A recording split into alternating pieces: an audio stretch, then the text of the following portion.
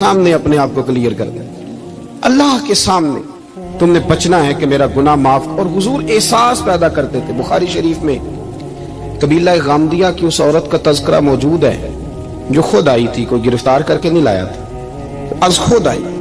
एहसास पैदा हो गया ना गुनाह का। यहाँ बहुत सारी गलतियां करके भी लोग जब अपनी बात करते हैं तो कहते हैं कभी याद तो नहीं किसी के साथ ज्यादती की हो, याद तो नहीं कभी किसी का, भाई आपने इतने बड़े वली होने का दावा कर दिया। इंसान तो इंसान रहता है। बड़े बड़े लोग कह गए कि या अल्लाह अगर अनजाने में भी भूल गए हैं तो हमसे दरगुजर फरमा, लेकिन जब हम तैयार ही नहीं मानने को। हजरत अनस बिन मालिक कहते हैं वो खातून आई, कोई पकड़ के नहीं लाया, किसी 14 दिनों के रिमांड पे नहीं उसे मनवाया गया, उसे वो खुद ब खुद आई और करीम महबूब अलैहिस्सलाम के सामने जब वो खड़ी हुई तो इतने दर्द से मैंने कम लोग रोते देखे हैं जिस दर्द से वो रोई। अर्ज करने लगी हुजूर मैं गलती कर बैठी हूं, मुझसे जिना हो गया, मुझे पाक कर दे।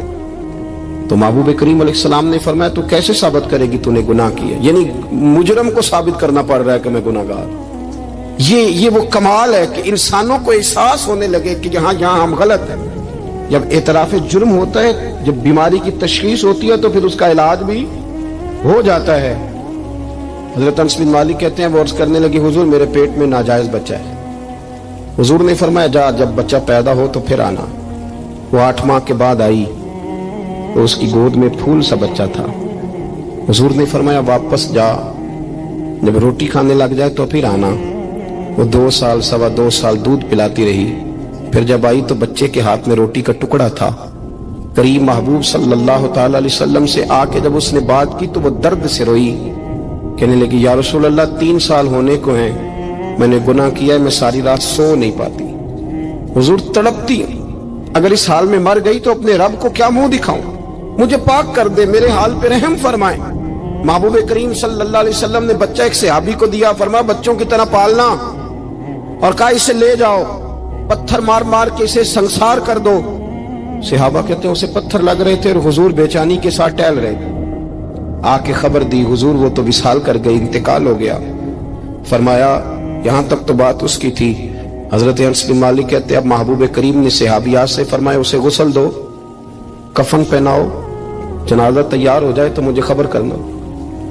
हजरत अनस बिन मालिक कहते हैं गुस्ल हुआ, कफन हुआ, जनाजा तैयार हुआ तो हैरान हम तब हुए जब मेरे महबूब ने फरमाया सफ़े बनाओ, मैं खुद जनाजा पढ़ाऊंगा, मैं खुद जनाजा पढ़ाऊंगा।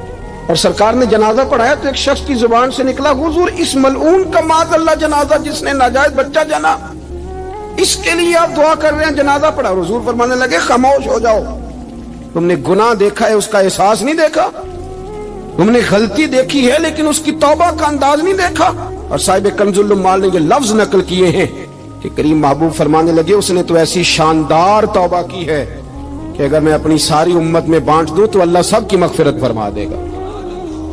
एहसास जब पैदा हो जाता है ना अपने दिल के अंदर कि यहाँ मैं गलत हूं। इन्नल आबदा इज़ा तारफा सुम्मा ताबा ताबल्लाहु अलैहि औ कमा क़ाल नबी सल्लल्लाहु अलैहि वसल्लम रवाहु मिशकात। हुजूर ने फरमाया जब कोई बंदा कहता है ना अल्लाह मैं भूल गया था और फिर वो तौबा करता है तो रब उसकी तौबा को फौरन ही कबूल फरमा लेता है। हजरत अब्दुल्ला बिन उज़ाफा जिहाद कर रहे थे, रूम के ईसाइयों ने गिरफ्तार कर लिया। 1000 आदमी ने मिल के पकड़ा, गिरफ्तार नहीं होते थे सहाबी।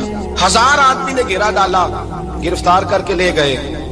और जब बादशाह के सामने गए तो वजीर कहने लगा बादशाह बंदा बड़े काम का है, अगर हमारे काबू आ गया तो फायदा देगा।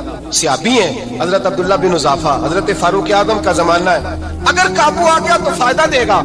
बादशाह कहने लगा क्यों, क्या खूबी है? कहने लगे हम 1000 आदमी थे, ये अकेला काबू नहीं आ रहा था, 1000 आदमी थे, अगर हमारी फौज में शामिल हो गया तो बहुत बड़ा जर्नैल मिलेगा। बादशाह कहने लगा कोई मसला नहीं, 2-3 चीजें होती हैं बंदे को खरीदने के लिए, खरीद लेते हैं।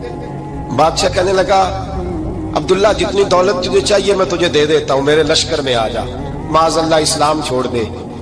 हजरत अब्दुल्ला बिन उज़ाफा क्या फरमाते हैं बड़ा तू बेवकूफ है, मैंने दौलत कमानी होती तो मदीने में बैठ के तजारत करता, मैं दौलत कमाने नहीं निकला, मैं तो रसूलुल्लाह की रजा कमाने के लिए निकला हुआ हूं। दौलत कमानी होती तो किसी मार्केट में होता, मैदान में आना था। शहादत है मतलूब मकसूद मोमिन, न माले गनीमत न किश्वर कुशाई। ये दौलत तो लौंडी है रसूलुल्लाह के दरवाजे की, ये तो पीछे पीछे फिरती है नबी पाक के गुलामों। یہ کمانی ہوتی تو میں کسی مارکیٹ میں ہوتا, میدان میں تھوڑا ہوتا. عبداللہ بن حذافہ سے ایک دوسری چال چلی. کہنے لگے میاں عہدہ جو تجھے چاہیے, میں بادشاہ ہوں, میرے نیچے جو عہدہ تو کہے گا وہ تجھے مل جائے گا.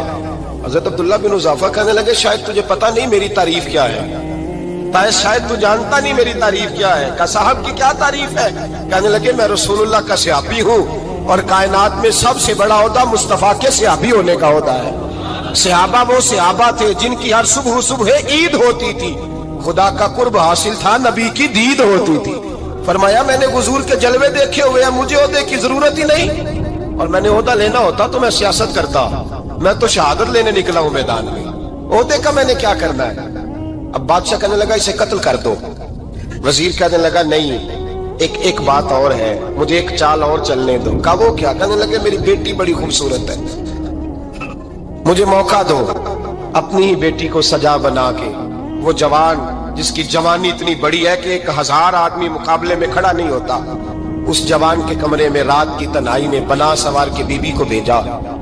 وہ بی بی کہتی ہے میں ساری رات بن سور کے اس صحابی کے کمرے میں بیٹھی رہی, لیکن یہ کیا شخص تھا, ساری رات ہی مسلح پہ بیٹھا رہا, ساری رات ہی.